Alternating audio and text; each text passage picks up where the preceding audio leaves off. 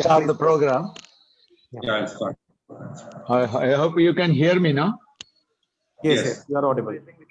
Okay.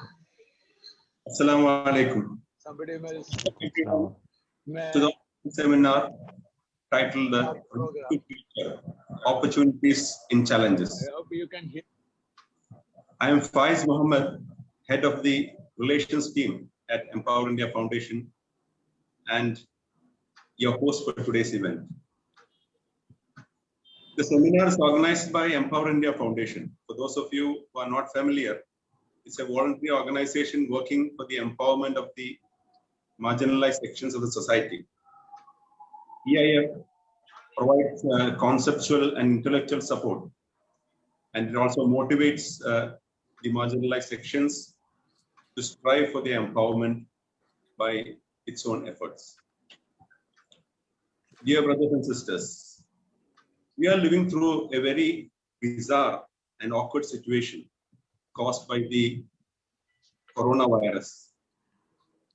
It has affected every walk of life. Even though the primary effect is on our health, the impact on the economic and social walks has been very drastic. In addition to this, our country's economic and political situation is crippling our day-to-day lives. It is with this background that we have come up with this online seminar. I sincerely hope that this turns out to be a successful and a fruitful exercise. In today's agenda, we start with an introductory address by our Vice Chairperson, Professor Khalida Parveen. It will be followed by 3 presentations. The first one, titled The Muslim India Current Status by Professor P. Koya. The second one, Challenges and Obstacles, will be presented by Muhammad Rafi. And the final one, The Way Ahead, will be presented by Muhammad Shafiq. Each speaker is allotted 15 to 20 minutes. The introductory address will be given by Madam Khalida Parveen. She is an academician, a very ardent social worker, and a human rights activist. She hails from Bengaluru, and she is our Vice President. I invite Professor Khalida Parveen to deliver the introductory address. Madam. Assalamu alaikum. I deem it a pleasure and privilege to deliver the introductory speech on the occasion of our online seminar today on the topic Road to Future Opportunities in Challenges. I would like to introduce the audience to Empower India Foundation, a Delhi-based national NGO. It has a team of highly dedicated intellectuals, educationists, professionals, social activists, and a host of others. It has been created with an objective of empowerment of the community. With a strong faith in Allah subhanahu wa ta'ala that nothing is impossible with the right attitude, hard work, and true spirit, which will make it possible. Empower India Foundation evolved out of basic objective of empowering the community through its various initiatives. In the backdrop of these initiatives, we developed the idea of empowered community, a community with self-esteem, self-respect, freedom, security, strength, and power. Total Muslim empowerment became our agenda. Natural course of change is to change from charity takers to charity givers. That is one of the basic principles of Islam. In the empowerment ladder, the first step is to move from charity to relief, from relief to welfare, from welfare to development, and from development to sustainable development, and then empowerment, which is a big movement. The vision of Empower India Foundation is not a new Muslim community, but a new India. It is a national agenda to be inclusive, to develop new India. At the outset, what does empowerment means? We are no more dependent. That is the stage we are aiming at. But the question is, who will empower us? Empowerment cannot be brought by others. It can be brought only by self-initiatives. Community itself is the capital, and its members are the agents of empowerment. With this basic objective of empowering the community, we started drawing a roadmap to achieve the set goals through proper planning. In fact, the idea of planning for the future is not new to Indian Muslims. Some scholars and groups have already made contributions in setting the vision of the community. While appreciating all such sincere and honest attempts, it is our conviction that by taking lessons from them, the community has to set a wider vision, undertake a more comprehensive mission, and chalk out a long-term plan. The idea of setting a vision and preparing a long-term action plan for empowering the Indian nation and the Muslim community within was originated at Empower India Foundation on 15th of August 2013. A dedicated group has been at work in various ways for fulfilling the project task throughout the period. The homework done includes personal discussions with scholars and researchers, attending various academic seminars and conferences, collecting data from official sources, analyzing the contents of different study reports, assigning focus area groups to prepare the drafts. Apart from this, 6 national seminars and about 50 city get-together programs in 15 states were organized as part of the project preparation. Project India 2047 took its shape through brainstorming sessions in national seminars organized by Empower India Foundation in many cities across the country. On the topic India 100 Years Roadmap to 2047, a journey to second century of India's independence. The aim was to gather inputs from scholars and experts on various topics. A consensus was reached to start planning for a better and bright future. The basic question before us was what to do in the next 33 years. Insights into the past and the future gave an impetus to New India 2047 project with empowered Muslims and other marginalized communities. Dreaming the future in the light of past experiences is not based on guesswork, but on the available factual data.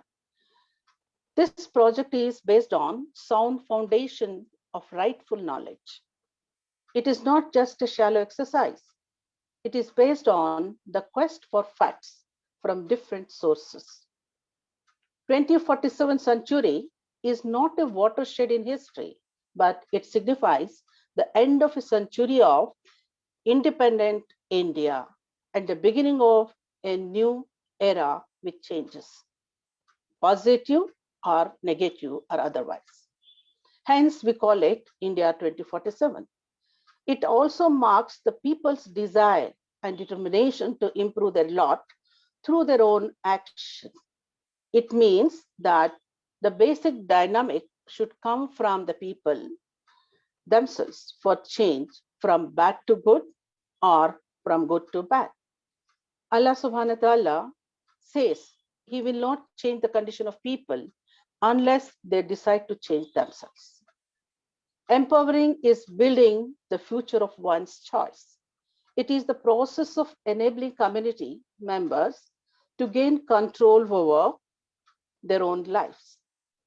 Instilling confidence is most important. Motivation carries people ahead. That is our task. Our team worked relentlessly to turn facts into reality by developing a broad-based vision to action document. That is India 2047, Empowering the People. We prepared this project with long-term and short-term plans for New India 2047. The team has identified 11 focus areas. They are governance, economy, education, health, media, women, children and youth, social reformation, civil rights, broad-based alliance, culture, and heritage. The problems of the Muslims of India are of subcontinental insights.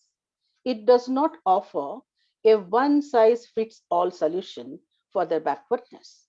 This project is a determined effort to visualize the status of the community in next 26 years from now on, to set up some signposts for their optimal, equitable development, to fix targets, to show pitfalls, and to shed light on the pathways to prosperity and empowerment. It was exactly after 3 years that we have released the basic document of Project India 2047 in the year 2016. Justice Rajendra Sacha, former judge of Delhi High Court and the chairman of Prime Minister's high-level committee, constituted to prepare a comprehensive report on the social, economic, educational status of Indian Muslims, that is popularly known as Sachar Committee report. We were fortunate to have Justice Sachar, who released the historic India 2047 Empowering the People document on 70th Independence Day of the nation in 2016 at National Conclave conducted by Empower India Foundation at the Gulmohar Hall of India Habitat Center, New Delhi. While speaking on this occasion, Justice Sachar said, Empower India Foundation has done a stupendous job which the governments of the nation could not do in the past 70 years. He said, India 2047 project is like taking up the cudgels to empower Muslims and other marginalized communities of India. This national conclave is a memorable event, as the project document was released with a lot of enthusiasm and zeal, which ignited the minds of intellectual audience. Speaking on the occasion, the chairman of Empower India Foundation, E.M. Abdul Rahman, said, our dream is of a strong nation. Strength of the people is the strength of the nation. Our vision is of an all-inclusive just India, as the nation will remain handicapped till all the sections are equally empowered. The project document, India 2047, Empowering the People, is a community-centered project, but not a communal project, and is also a national project. Let us be the agents of change by volunteering, networking, micro-planning, executing, grassroots level system building, etc. This project is unique in the sense it is developed with intellectual acumen and revolutionary vision. It has already made a mark on the quality of work it is engaged in to reach out to the community at all levels throughout the country. Let us have intellectual curiosity and be open-minded to support this project to reach the goal of empowering the Muslim community. Empower India Foundation is a catalyst. Anyone can join to empower themselves and the community. It's a long-term project that needs a large network of people to join and take its set goals to the nook and corner of the country. The electronic version of the revised project document was released on 15th August 2017 at Bangalore. It's available on our website, www.india100years.com. It can be downloaded free of cost by anyone. Apart from the main project, 7 pilot projects were also announced during the release of the project document in 2016, which are implemented phase-wise. Each project has a fixed timeline to achieve the set targets. The project management team visited Rajasthan, Uttar Pradesh, West Bengal, Bihar, Assam, which are the states where most of the pilot projects are implemented. These pilot projects are self-help group cluster, safe drinking water, service centers or information centers, de-oters, literacy, finishing school, and master trainers development program. All these projects are launched in different parts of the country. While concluding my introductory speech, I would like to quote Professor M. Aslam, Vice Chancellor of IGNOU, in his address at the National Conclave, rightly said, "Let us not be pessimists who see only difficulties in opportunities. Let us be optimists who can turn every difficulty into an opportunity. Stop lamenting the past, start striving for the future."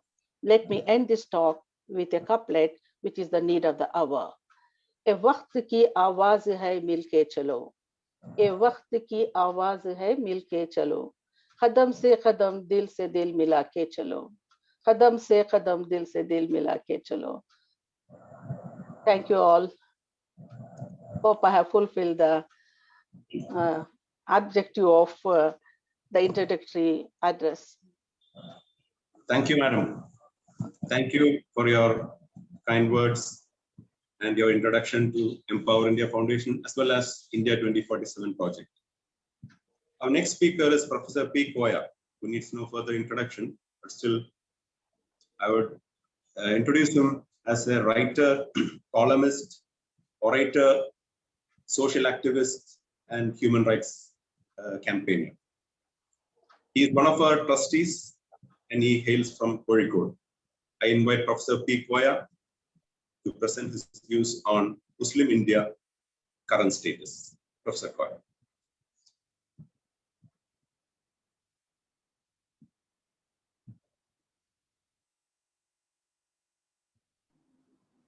Koya sir, you need to unmute.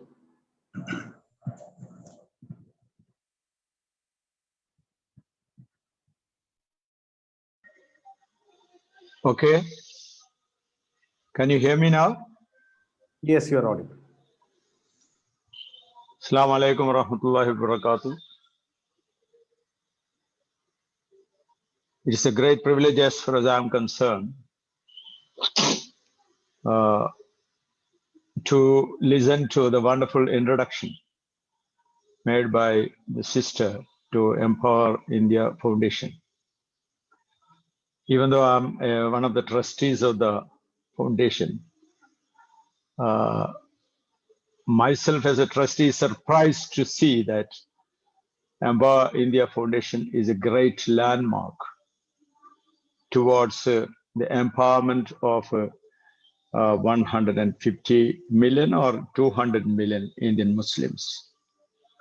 Now I've been asked to discuss the current status of the Muslim community in India, which may not be very, very bright because of the extremely anti-democratic and autocratic changes in India's polity, which took place when the BJP government came to power in Delhi in 2014.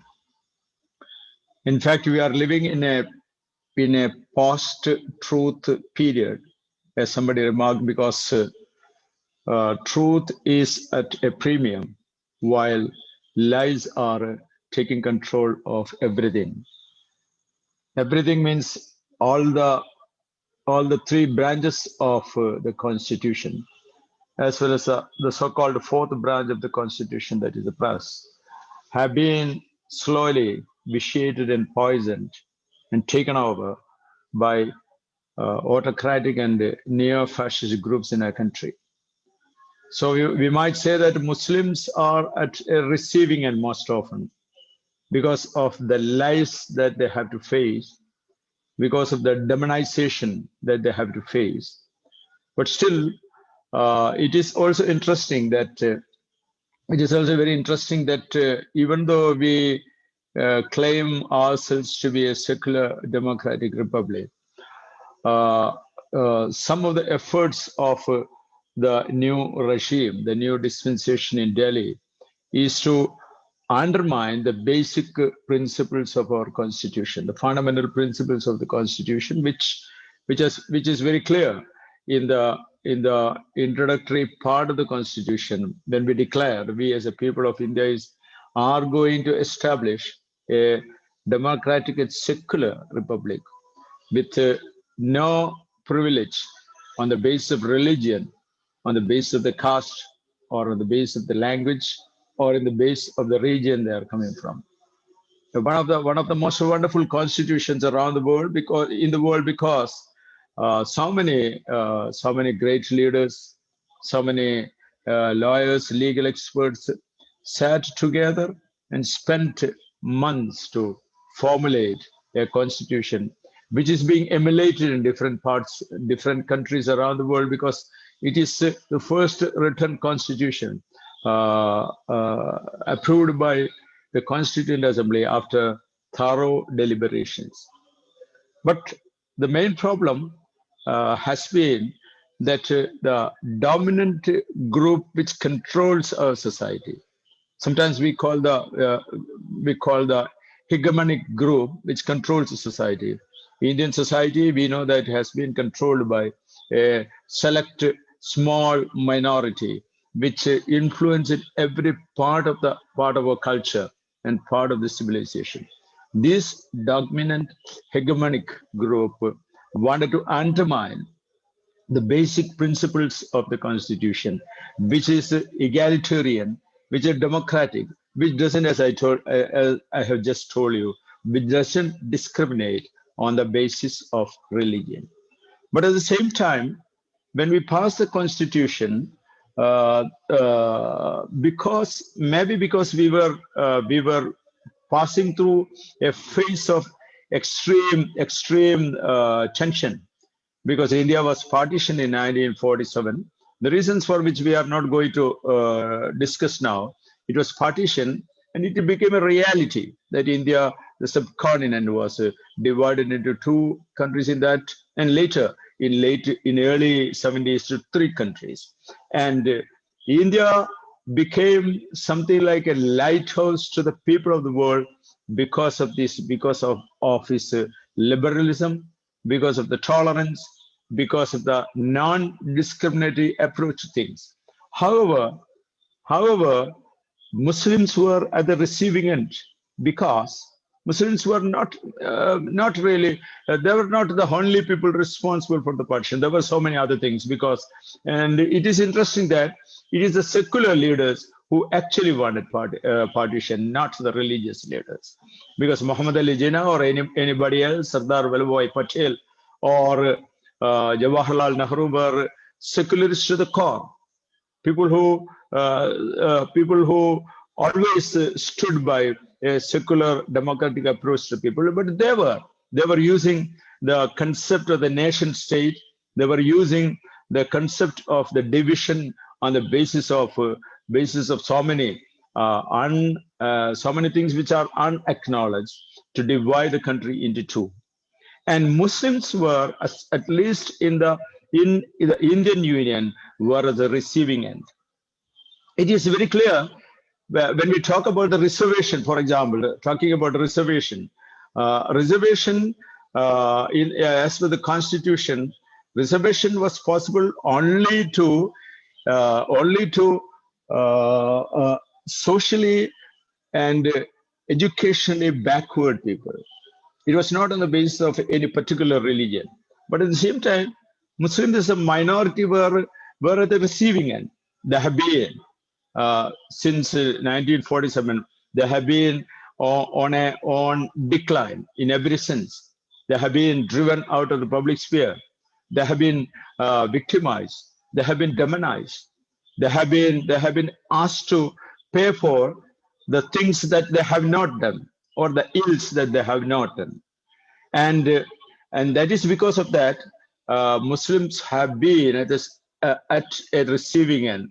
At least the North Indian Muslim. They may be South Indian Muslim, may be slightly different because of certain historical reasons. I would say because of the Vindhyas and because of the Western Ghats, the Muslims in the South were fortunately protected by the poison flowing from the north to the south.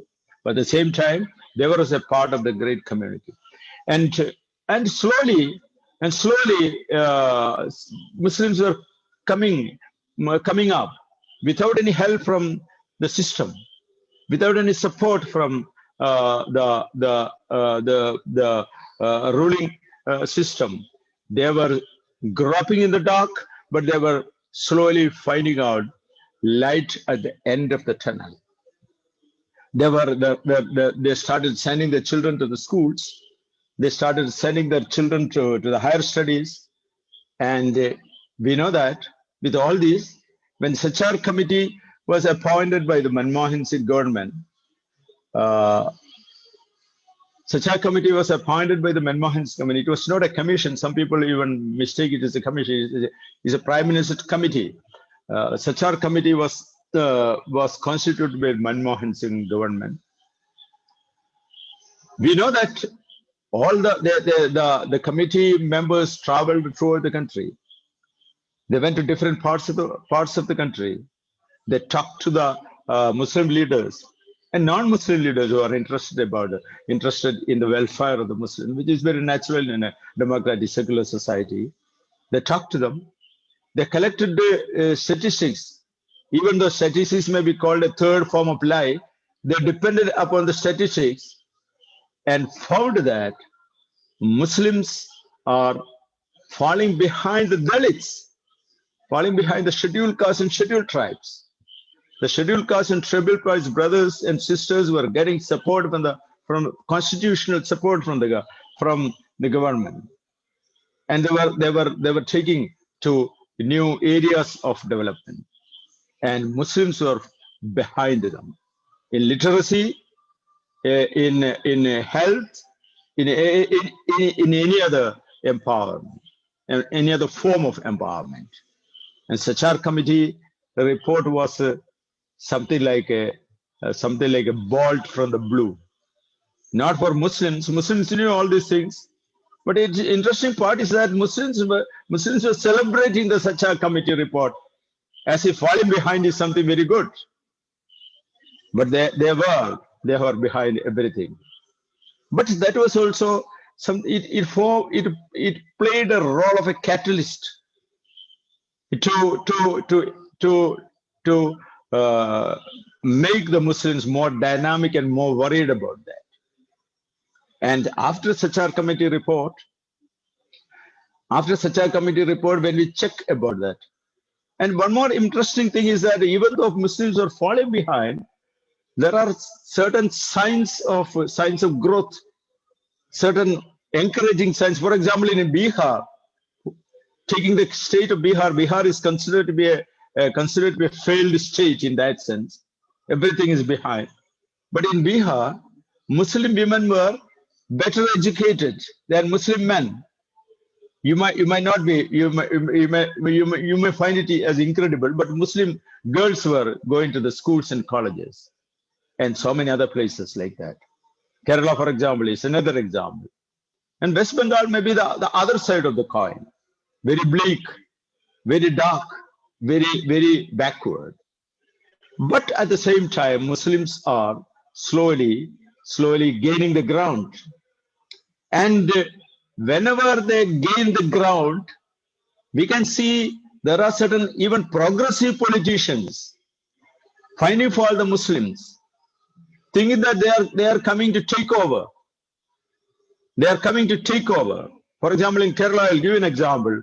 When V.S. Achyutanandan, the die-hard communist who is very progressive, secular, without any religious prejudices, he was finding fault with the Muslim students for getting good ranks in competitive examinations, medical and engineering exams. He said that they were copying the answers. It shows that something is wrong with even these progressive people who claim to be neutral as far as religion is concerned. And there were also, for example, that kind of propaganda, which was very weak in those days.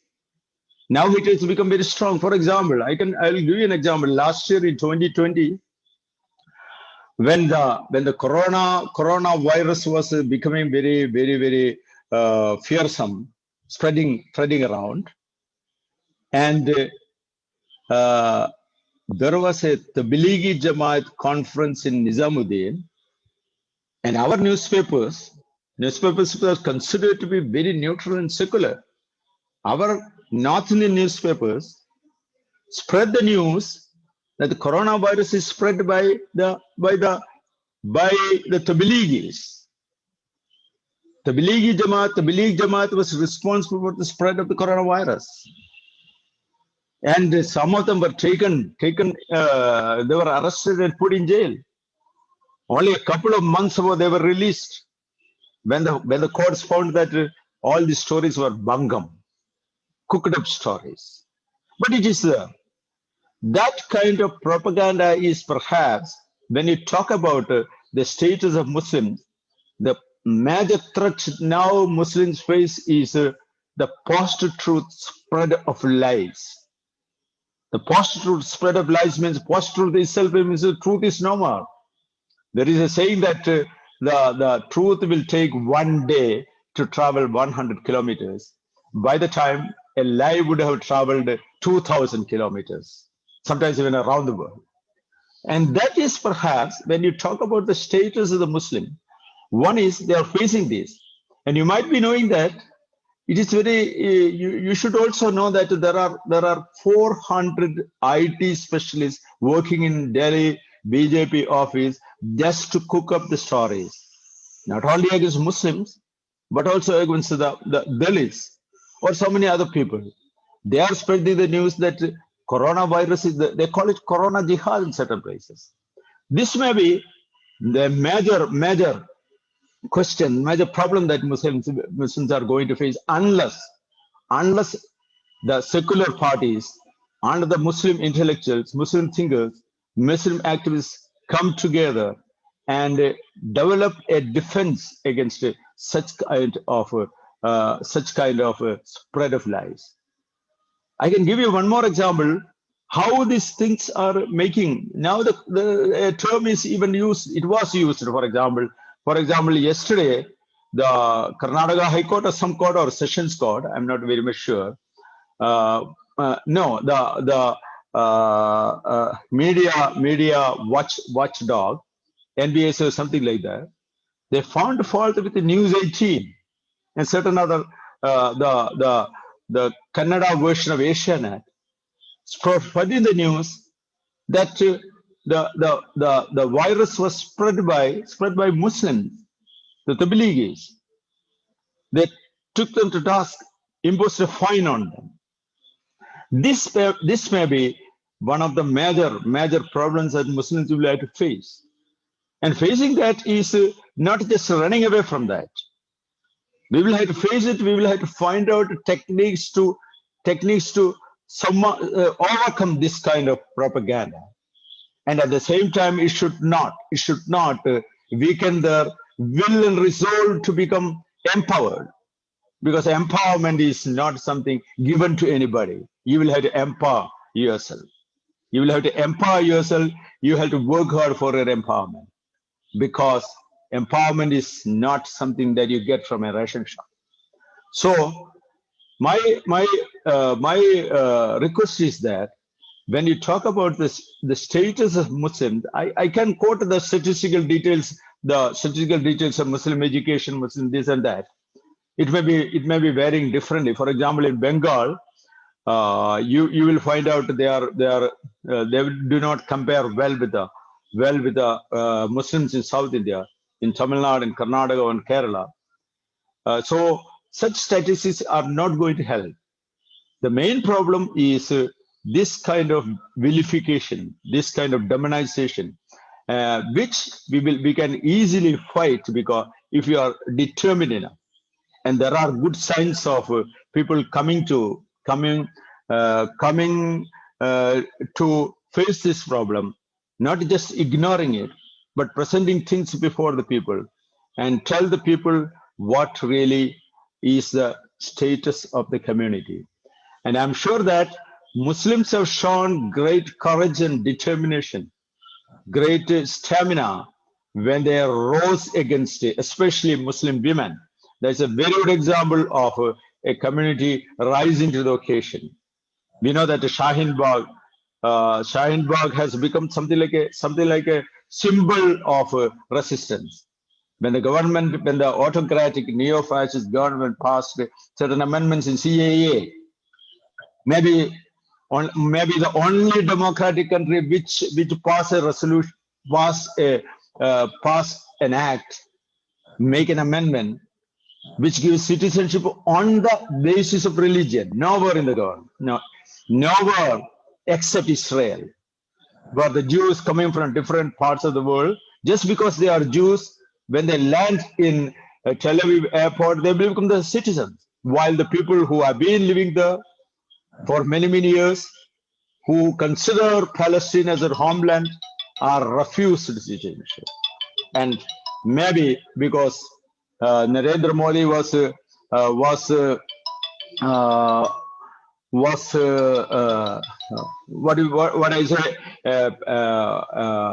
embracing Netanyahu, and the next moment he is passing a resolution. His parliament, Lok Sabha, is passing an amendment which is perfectly discriminatory on the basis of religion. But Muslims rose up. Not only Muslims, it was a great national movement against the CAA, and the government was forced to suspend it at least. Government is still wishy-washy about it. When you are not sure about the future of something, you should be using such sentences and such words which confuse people. That's a part of neo-fascism. The fascists usually have different voices, one against another, one speaking half truth, other truthful lies, and you will be confused. Such confusion is one of the techniques of neo-fascism everywhere, right from Italy. But Muslims rose up. The leftist intellectuals, leftist leaders, secular parties joined hands with the Muslims, and that was a great, inspiring example of a community or a nation rising up against autocratic measures. That itself is very encouraging, in spite of the very bleak, dark situation that we are facing now. But we hope that we will be able to overcome this because this is just like a pandemic which we will have to overcome. Otherwise, humanity will not be able to survive. Thank you very much for listening to me. Thank you, Professor Koyasab, for sharing your insights on the situation. Next, we have Mr. Muhammad Rafi speaking on the challenges and obstacles. Muhammad Rafi is an engineer by profession. He is a full-time social worker and is associated with many organizations and associations. He is also one of our trustees and hails from Kozhikode. I invite Muhammad Rafi for his presentation. Muhammad Rafi. Thank you, Faisal. Am I listening? Audible? Yes. Okay. I'm trying to start from the point where Koya Sahab stopped, related to the situations, which is in total, what do you call it? Totalitarian now, whatever view of the challenges we are facing. The challenges and problems en route to the road to empowerment with the backdrop of India 2047 project. We can discuss in many angles. A major area is the challenges and problems posed by the governmental actions, policies of the government, the attitude and what do you call it, bias the government is creating in the country, as described by Koya Sahab in the previous session. The problems and challenges may be from within the community.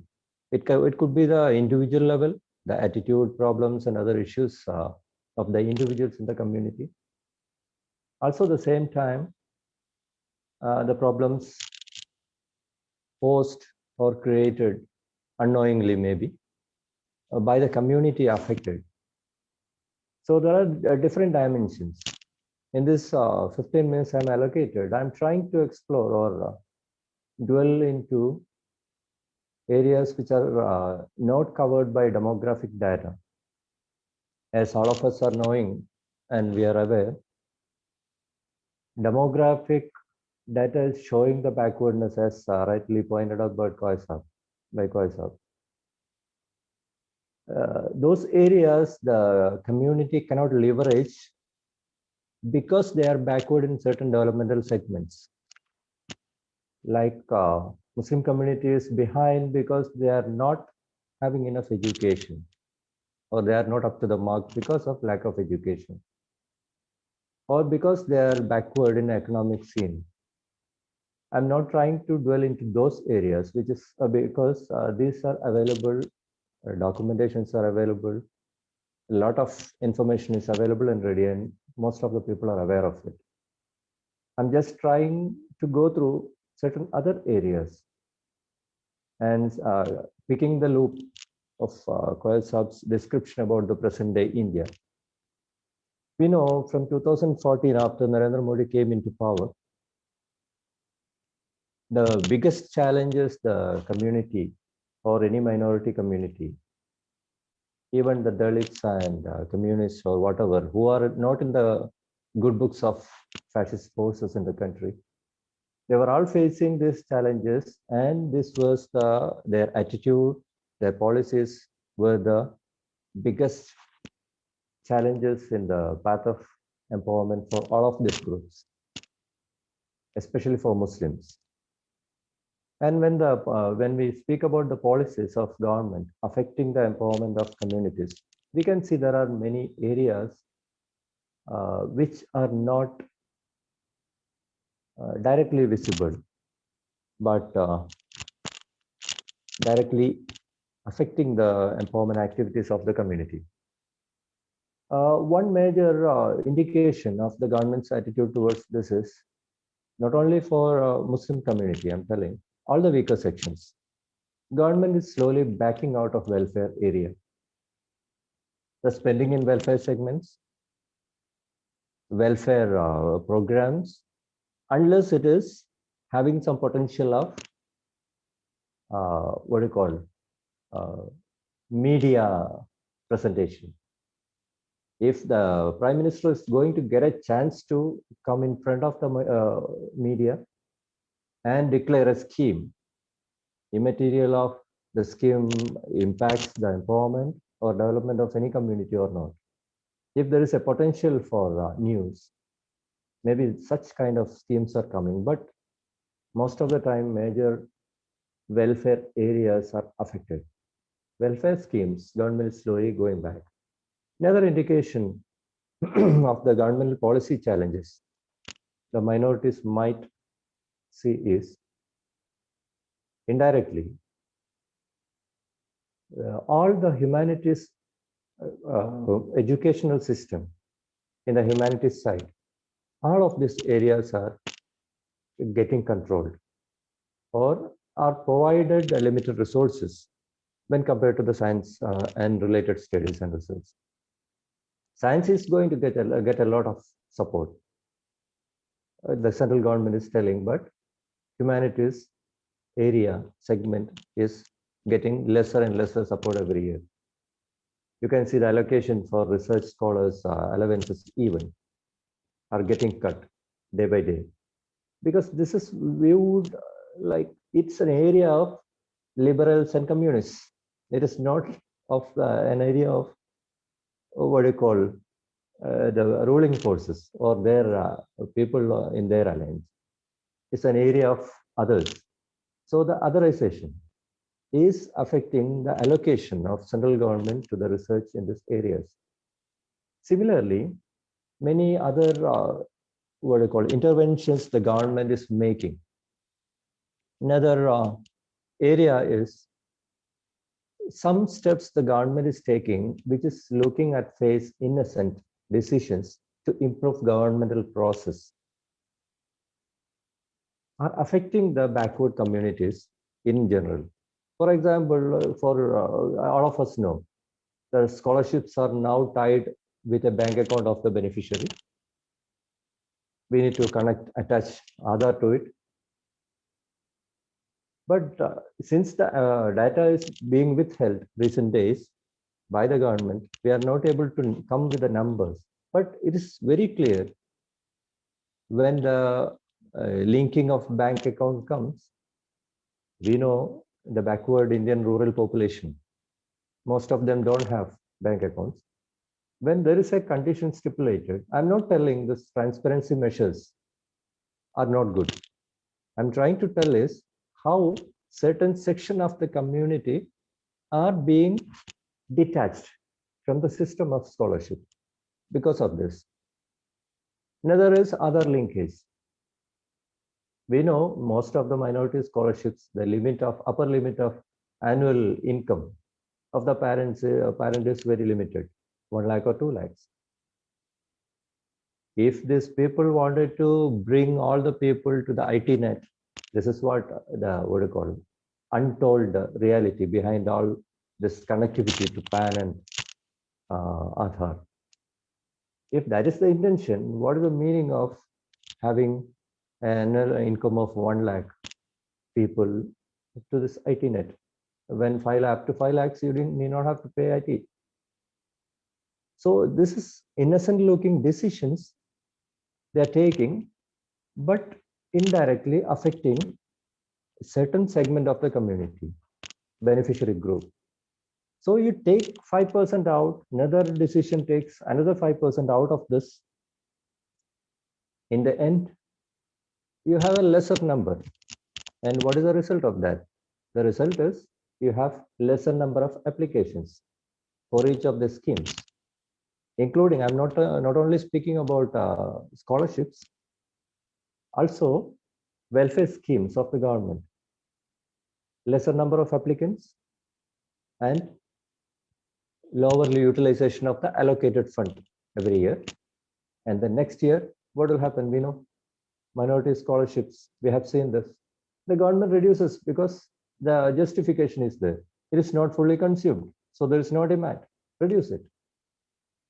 So this is a cumulative act. It goes on getting reduced. So this kind of innocent looking decisions, even if we take it as a transparency measure and it is in a big way, it is presented that way, is indirectly affecting this. And along with this kind of decisions the government is taking, we need to give some attention to few other decisions the central government after 2014 has taken. One is the decisions about CSR. When Manmohan Singh government decided to make compulsory for the corporates and bigger companies to contribute to the social good, all the charity segments were listed where all you can spend this money, which is to be compulsorily allocated. The listing was there. It was all of charity area only, education included and other things. But when the BJP came into power, one of the first things they did is they included politically motivated projects to this list and made difficult for the corporates to ignore the pressure from the government and go to the real charity. We know the corporates cannot, or bigger companies cannot sustain the pressure from the government because they are dependent on the policy. Their income is dependent on the policy. The business turnover is dependent. So what happened? Ganga Rejuvenation Project, Patel statue, many other examples are there. Politically motivated projects are listed into charity segments. And all the corporates, they are happy to give to Patel statue because by doing that, they comply with the compulsory social responsibility program. So legally that is done. Also, they enter to the good books of BJP and allies, Sangh Parivar. So this is happening. Ganga Rejuvenation is another example. So a good regulation promoted by Manmohan Singh government with good intentions to take money from bigger corporates and big companies and make it flow to the poor towards charity. I'm not forgetting many of the organizations. Bigger companies are having their own charity organizations with the wives of the chairman heading the charity organization and a lot of publicity and other things. Such kind of things were there, but still the intention of that Manmohan Singh government in this regulation was laudable. There's no doubt about it. So CSR is one area. So their intention on how they are going to put pressure or divert it to political purposes was evident. Another area is we can see now is the suffocating pressure the NGOs and people's organizations in the country are facing, especially from the minority side, the liberal, democratic organizations. If you have an FCRA, that is without citing enough justification, FCRA is cancelled without questions. You cannot take fund from outside. The concessions income tax department is giving, like ATG, 12 or whatever, all are withdrawn for flimsy reasons, not with any solid reasons. And remember, this is happening only for minority and liberal organizations in the country. On flimsy grounds, at the end, what is happening? The money really need to go to the grassroots for empowering backward, minority, or other scheduled caste or whatever people, or sidelined people, is getting diverted to indirectly politically motivated projects. And as I said before, the business people, they are happy with it because they win on the both sides. They do the compliance, and apparently they enter into the good books of the ruling government. So this kind of things are happening in a political segment. Apart from this, there are a lot of challenges we are facing, like even in the case of pilot projects we took up under India 2047 project for the North Indian side. We have experiences of political situation in the target area compelling us to drop the project even, because it was not at all conducive when you talk to the people at the grassroots in the villages about empowering themselves in coming up in education segment, about empowering themselves in economic area, taking care of their health, be aware of COVID and whatever it is. When you go there and try to educate, give awareness to them and do some empowerment type of project in the grassroots there in the ground, you find beating to death, riots, and vilification of minorities there. In short, conducive atmosphere is missing. And without conducive atmosphere, no empowerment activity can be taken up. So this is true for almost all the Hindi heartlands. From west to east, all the area which is having predominant control of BJP and Sangh Parivar is being affected. The ground is not at all ripe for work. It was spoiled purposefully. So governmental decisions and policies are affecting in a big way to the empowerment activities taken up by various NGOs. Even the government policies for empowerment are getting affected or rerouted. Another area we need to discuss when we discuss about challenges and problems we face is the attitude of the individual level or society level. The individual level, we know there are many issues. When we were going through the various part of the country, as Madam Khalida Parveen pointed out, many cities we traveled to as part of the 2047 mission, and we talked to the local intelligentsia in that area, academics, social workers, and people like that. We were identifying these issues. One common thing happening for Muslim community, especially for last few decades, is blaming the past, trying to explore stories which caused our backwardness. What is the point in that? So we need to address this issue and teach or educate the community to forget the backward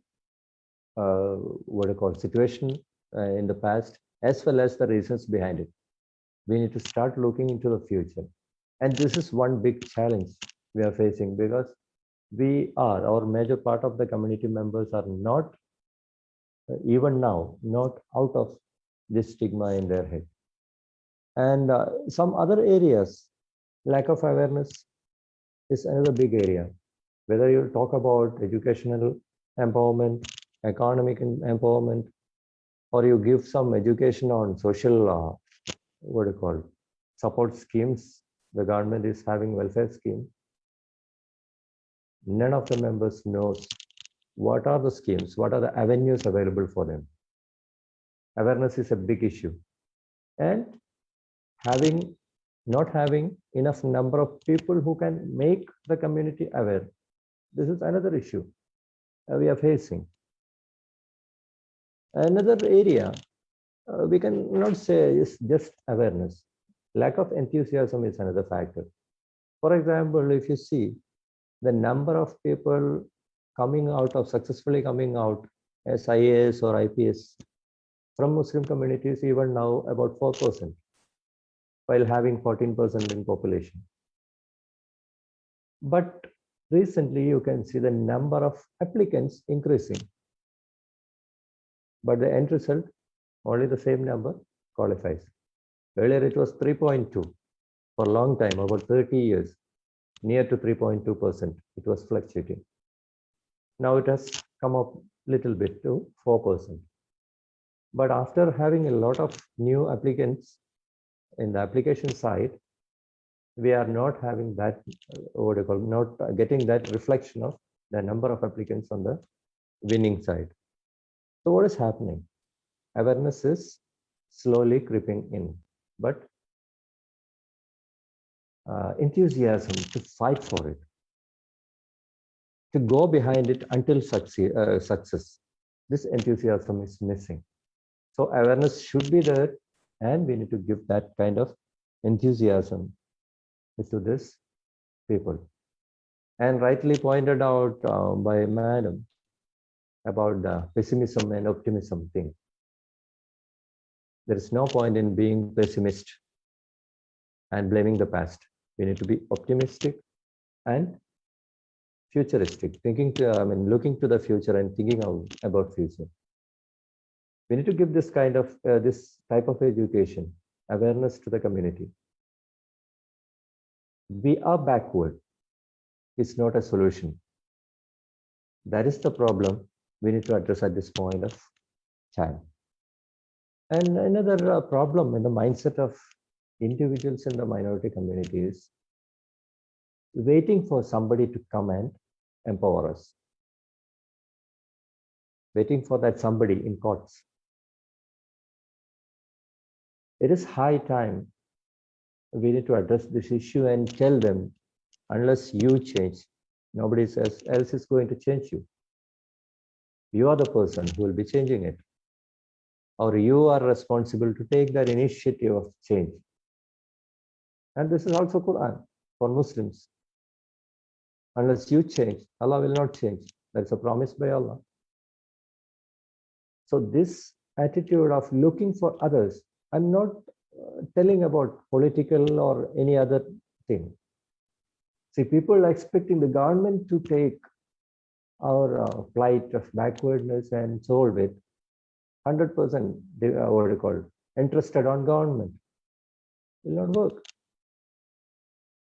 Expecting other secular political parties without venturing into this socio-political arena will not work. Expecting the government to bring up educational what do you call standards of the community, eradicate backwardness, everything coming from outside, somebody will come and solve your problem. It's not going to work. This we need to educate to the members of the community at the member level. And as a society, we have certain issues there also, as a community. One issue is what the madam pointed out, the empowerment ladder issue. We are very good in charity. As a community, I'm telling, Muslim community is very good in charity. And we are very good in relief. And we go a little bit to welfare also. But beyond that, development, sustainable development, and empowerment, there is no vision about it. The total spending, if you take any statistics of spending by Muslim community in the society for social purposes, you take any calculation, we can easily tell, blindly tell, 75% at least will be in charity and relief only. So this is a big challenge, because part of this money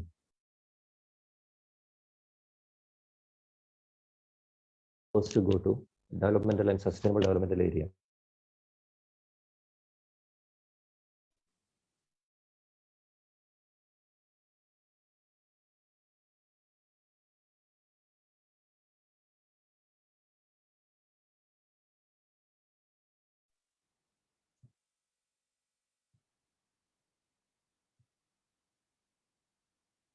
Take it forward to empowerment.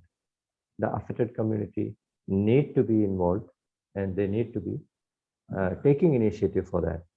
So this attitude change, like the utilization, optimal utilization of Muslim resources. I'm not only telling money, the human resources also are also going in that direction only. So the resources of community need to be redirected to long-term empowerment angle rather than short-term relief and welfare type of things. Another area Muslim community is lacking, another problem we are facing is when compared to, say, for example, Muslim Christian community, Their social capital in terms of community institutions and developmental NGOs is very good. But for Muslim community, I'm not telling we don't have any social capital at all. We have maybe the largest number of masjids and madrasas in the country as institutions. But are they contributing to the long-term development or sustainable development of the community? This is the question. And there we can see it is very, very minimal, maybe 1% or 2%. Even that will be a big exaggeration, I think.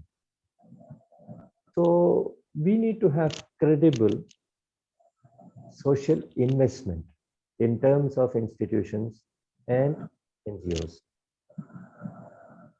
From our experience, we can tell from Empower India Foundation, when we try to implement grassroots project in many of the states, we are not getting a proper local partner who have a proven track record of implementing any developmental project. You will get plenty of relief organizations, I'm not denying, but no solid organization available. We can number a few, I'm not negating, but as a country like this, and with millions of villages all over the country, and tens of thousands of towns and cities, the few numbers we have is nowhere reachable. It's a vast country like us. So we need to have larger number of NGOs who are working in developmental segment, working for empowerment. Maybe we can convert some of them by educating the organizations working in the relief segment and welfare segment. We can educate them, ask them to move forward to the empowerment and development. So increasing the leveraging and increasing the social capital the community is having is very important.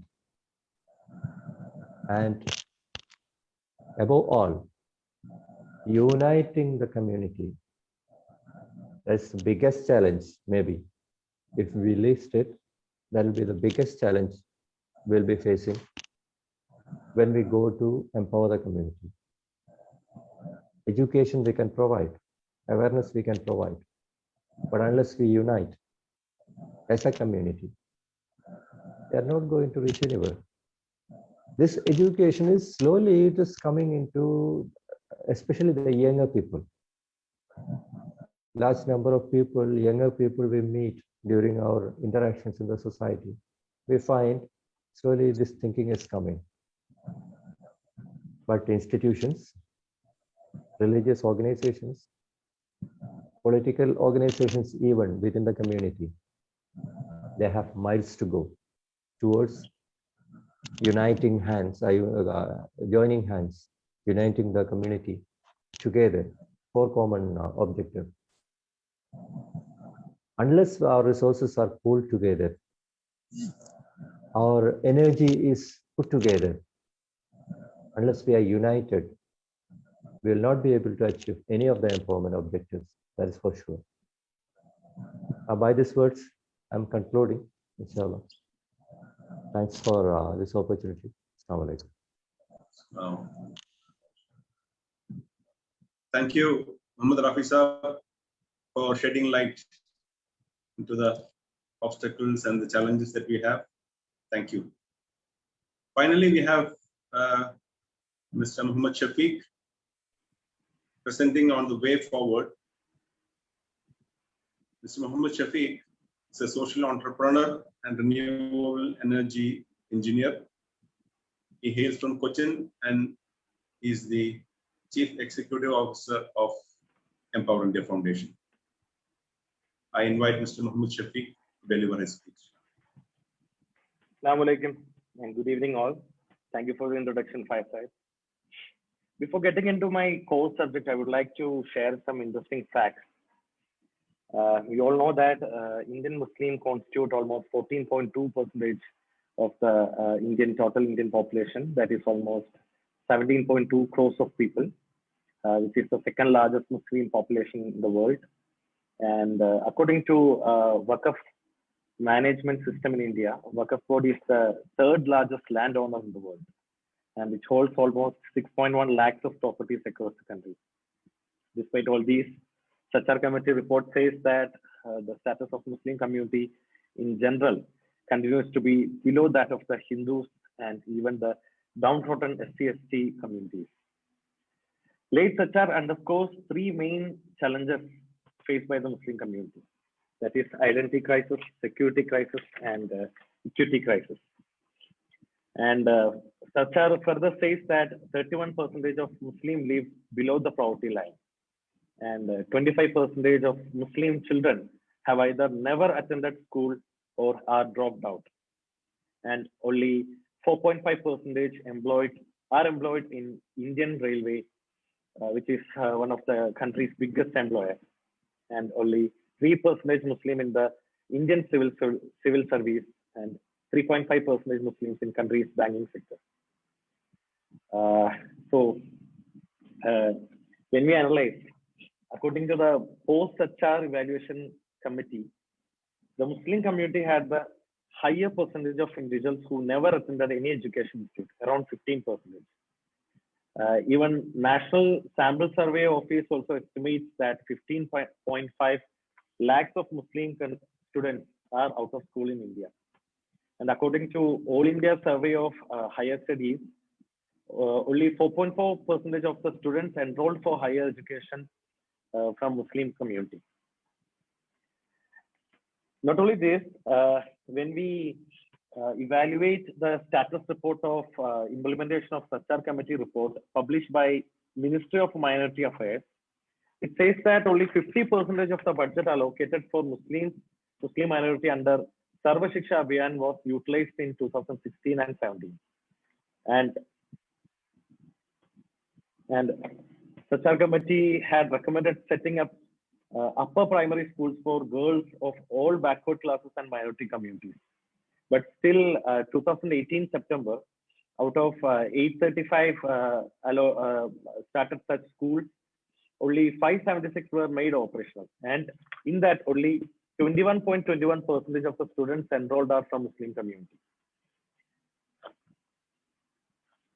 And no new Jan Shikshak Sansthan suggested by Sachar Committee to provide vocational training to non-literate, neo-literate, and school dropouts have been set up since 2014. And after 2017, University Grants Commission has sanctioned no new women's hostel in colleges and universities in areas with high Muslim concentration. And also based on the expert group report, the cabinet in 2014 approved the setting up of the Equal Opportunity Commission, which would develop mechanism for affirmative action. However, the Modi government asked the cabinet to withdraw its approval. Sachar Committee had recommended posting Muslim police personnel in Thanas and Muslim health personnel and teachers in Muslim concentrated areas.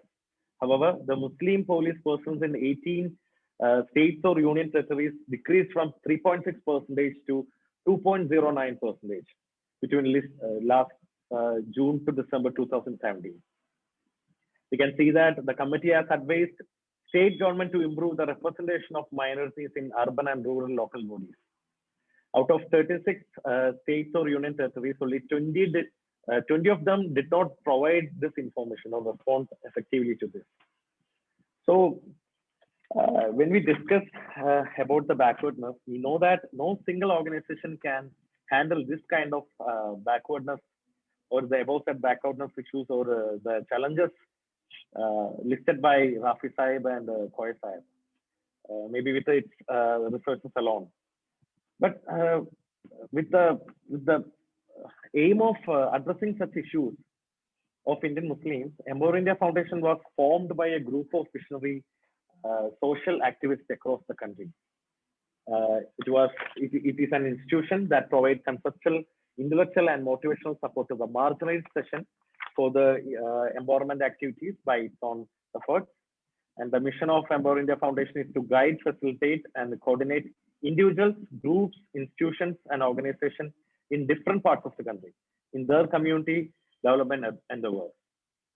So to take this concept forward, in 2016, after having a countrywide discussions, seminars with the activists, academicians, and different organizations, Empower India Foundation introduced its flagship project, India 2047, which we call as a vision to action project with a tagline, empowering the people.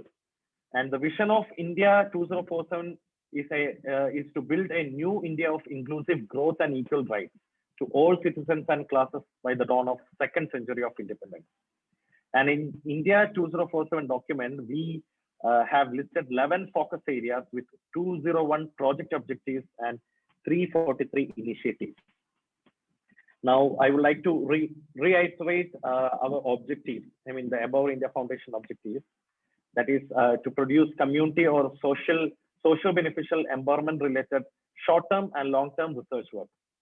And to introduce, motivate and liaison about India 2047 project, to build relationship with community initiatives and leadership, align community to a common focus area and thereby empowering the community. These are the objectives of Empower India Foundation.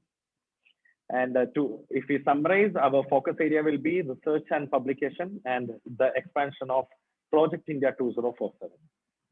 So now we will discuss how we are going ahead with the plan. If we talk about research and publication focus area, under that we have formed small short-term and or long-term researchers who can contribute to the community in studying the community empowerment related or preparing the community empowerment related articles and research work. We also study and publish the status report of different government initiatives for Muslim community. We would like to bring different subject experts under one roof for the benefit of community. So here we also invite different independent researchers and journalists to come forward and associate with us. And regarding our second focus area, which is Project India 2047, we realized that the localization of empowerment and disseminate the mission to the public is the way ahead. That is, we will have to come up with grassroots level chapters to implement or to take up India 2047 to the people. So at Empower India Foundation, we believe that you can think globally, plan nationally, but can act only locally. So for that, we are planning to start chapters. We have already initiated the process. We are starting chapters in all Muslim-dominated districts or areas. That will be like we'll be forming a group of Muslim professionals or community development enthusiasts in a particular area, city, or a district where we are demographically stronger but deprived for empowerment-related activities. For forming such chapters, we will be extending membership to the public. A chapter will be confined to a specific area or a jurisdiction as per the population and accessibility. And the objective of the chapter will be to empower the Muslim community in that specific district or area by constantly reviewing and guiding the effectiveness of different initiatives, and to identify and motivate community to fill the gap in empowerment roadmap. And the activity of a chapter will be listening and introducing the concept of India 2047, reviewing the status of Muslim community in that area, identifying the backwardness of Muslim community in that area. A chapter can identify and promote best initiatives or practices within the community and introduce them to their region. And the creating awareness about Muslim minority schemes and policy will be also the activity of a chapter. We believe that this is not a single-hand job or a job of some people. We would like to combine the ideas, and pooling of resources will be the key to success. We believe that combining the ideas and pooling of resources of the Muslim community is the key to the success. And I would like to reiterate that we are not into implementation. We will remain as a facilitator for bridging the gap, bridging the development gap in the community. And who all can be a member? When it comes to the membership, we will be extending membership to any development enthusiast or a social minded citizen or a person who is committed to the community.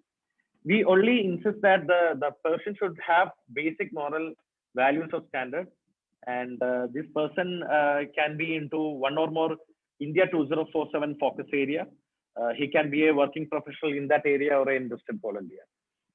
So to take the chapter activities forward, we will define a sustainable development goal, which will be a comprising of 11 focus areas, keeping education, health, economy, and governance as our main aspects. The chapter should work to motivate the community to achieve our sustainable development goals. And what will be the role of national team? That is our team. We will be trying to build Empower India Foundation as a trustable brand of community. We will try to prepare and publish short-term articles and reports on various social and development-related issues. We will identify and study long-term environment-related research work. We will promote good community initiatives as success stories. We will be creating and publishing documents, podcasts, videos of experts on different issues. We will try to liaison with Muslim communities and different initiatives from the community. And forming and guiding chapters to execute India 2047 project will be also our responsibility. And to communicate with the general public and to publish our different various research report, we have come up with a new website, that is www.empowerindiafoundation.org. You will get all the updates of Empower India Foundation here. And other than this, these are the other medias. We are in Facebook, YouTube, and Twitter. We have pages and channels. So we will get the updates from those areas also. And we would like to invite different independent researchers and different Muslim enthusiasts to come forward and join us for our course and to build a new India with equal rights and equal opportunities. Thank you. Over to Faisal. Thank you, Shafiq sir, for presenting the activities or the plans of Empower India Foundation in the coming days. Before winding up, let me convey to our viewers that we'll be conducting online get-togethers in different areas, cities, and localities locally. And people who are willing to associate with the Empower India Foundation can visit our website mentioned before, www.empowerindiafoundation.org, and get in touch with us through email or through our Facebook page or the website itself. Let me thank you all for your participation. Thank you, Professor Khalida Parveen, Professor P. Koya Saab, Muhammad Rafi Saab, and Muhammad Shafiq Saab for your insightful presentations. A very wholehearted, sincere thanks to all our viewers. We sincerely hope that you had some takeaways from this seminar session today. And I would also like to take this opportunity to Empower India Foundation. Thank you once again. Assalamu alaikum wa rahmatullahi wa barakatuh. Wa alaikum assalam.